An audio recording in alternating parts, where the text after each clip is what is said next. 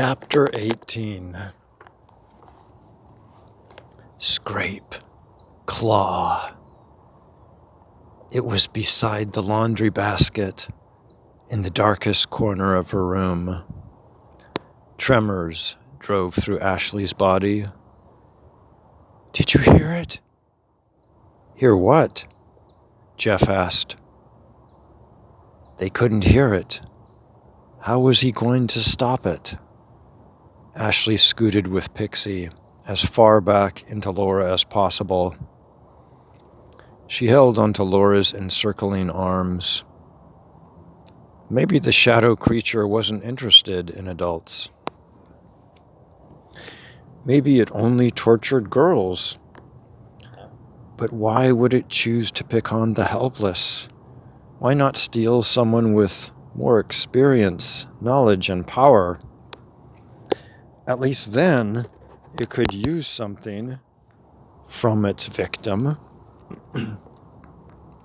What good could come from picking on the young? That was too easy. Anyone could do that. Scrape, claw, thud. Her heart beat like a hailstorm against her chest. Even with Jeff close, even with Laura holding her, even though nestled in her own bedroom at home, Ashley felt alone. Like when Carlos did stuff to her, despite her mother being one door down the hall, she felt alone. She was without the protective and nurturing qualities of a parent during her life, except for the first 5 years when her father lived with her. She had loved him so much. Although he had abandoned her, sometimes she still wanted him back. No one knew where he had gone, though. Mom didn't care. She had never liked him. Scrape, claw, thud. She asked, "Can't you hear it?" "What is it?" asked Laura. "You can't hear that?" "What?" "I don't hear anything," Jeff added. Ashley began to cry. Where had Tina gone? Poor Pixie could hear the noises. He stood between her legs, hair bristling. She placed one of her arms around him protectively. She wished she hadn't kept him in the room now. But before, she worried about him wandering the dark house by himself. The shade crawled closer, its scraping louder. "Why can't you hear?" It was so important to be validated. Maybe this was the reason she never told anyone else about Carlos except for Mom. It hurt to not be believed, especially about something so important. It made Ashley feel less real. It made her think she was a little nuts. Just someone there to agree that Carlos was doing wrong and that she had a right to feel hurt would have been helpful. It would have been enough. But her mother hadn't believed. And her mother wouldn't believe her today. Mom would tell her, just as she told her at age 11, that Ashley shouldn't make stuff up about Carlos, that she shouldn't try hurting him because he was taking the place of her father, that she shouldn't be jealous of Mom finding happiness with another man, that everyone had a right to happiness, and that Ashley was acting too selfish. Mom would insist that it was time for Ashley to think of others for once in her life. Jeff jumped up. "Where do you hear it coming from?" She pointed to the corner where the laundry basket sat. Even though he couldn't hear the creature, couldn't validate her perception, she respected and admired him for believing. He took a few steps in front of them, placing himself between the creature and Ashley, placing himself in danger. "Just tell me where it is. Tell me where to go." She wasn't sure. "I think it's in the corner now, crawling this way." He took a few more steps toward the dark. She began to feel afraid for him. He couldn't see or hear it. How was he going to defend himself? She loved that he cared so much about Tina, but worried that he would be harmed as well. His role as a therapist ended Friday. He wasn't required to continue working through the weekend. It was his choice to do so. He was committed, unlike her father. Jeff was a good man. But was this enough? He had no weapons. Maybe the police would be better suited for this, though they would never believe Ashley. She wondered whether Jeff had a daughter of his own. She imagined he would have been a devoted, compassionate, and kind father. And she didn't want this world to lose that. There didn't seem to be enough of them around. The creature began a slurping, sliding noise that was faster than the scraping.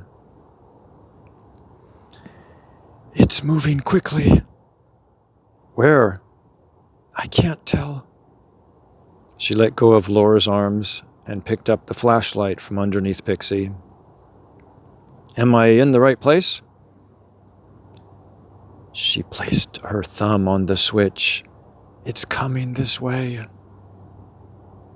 He crouched and extended his arms like he was trying to catch a giant ball.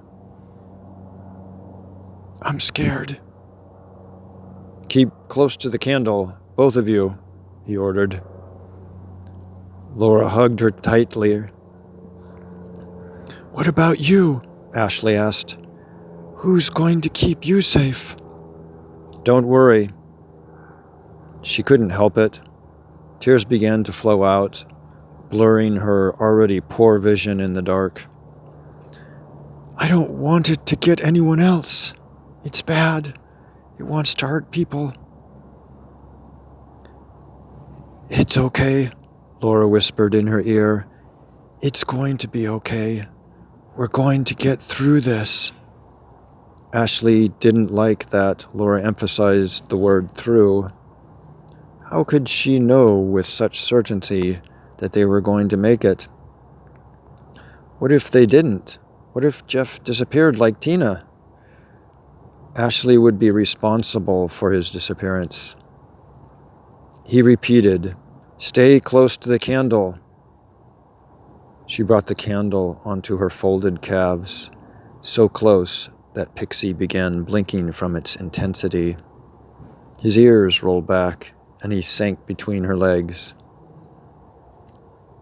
Poor Tina, she thought. What was happening to her? Ashley would have never let Jeff go this far if Tina wasn't in trouble. The slithering moved to the right. It was trying to move around Jeff.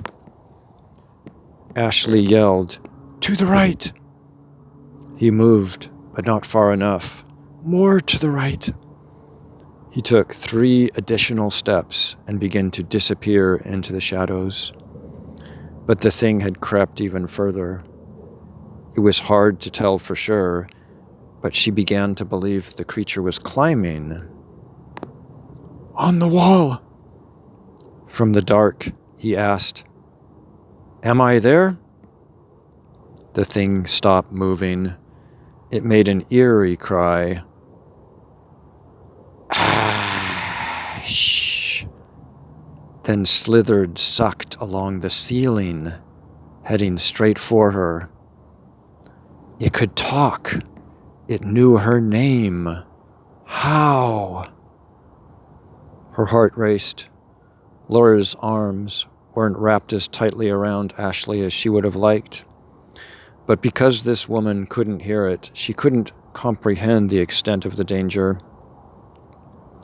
Ashley looked up, but all she could see were shadows creeping along the edges of the lighted area on the ceiling. Pixie hissed and became rigid.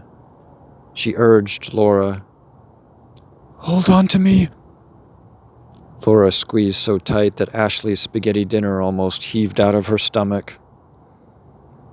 Several creatures were in the room with them now, like the thing had split apart and spread. Their slithers and scrapes filled the air, seeming to be on all sides, making it impossible to locate any of their positions. They were smart. She hadn't counted on them being intelligent.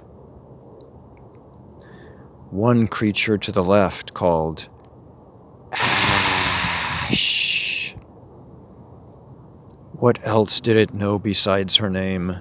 She felt violated, like the thing had access to personal information it shouldn't. "Where is it?" Jeff cried. "I think there's 4 of them." "4?" he said, alarmed. Then, with a wail from the ceiling to the right, the candle blew out.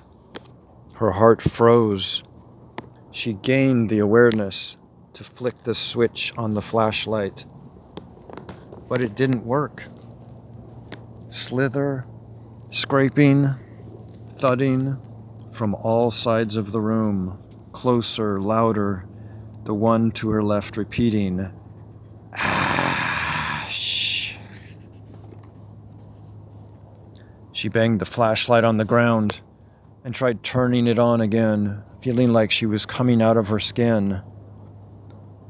"Turn on the lights." She couldn't hear anyone reply through all the noise. "The lights!" She was so afraid and cold, alone, despite Laura's grasp. But then Laura's arms left. They just vanished. Darkness enveloped her.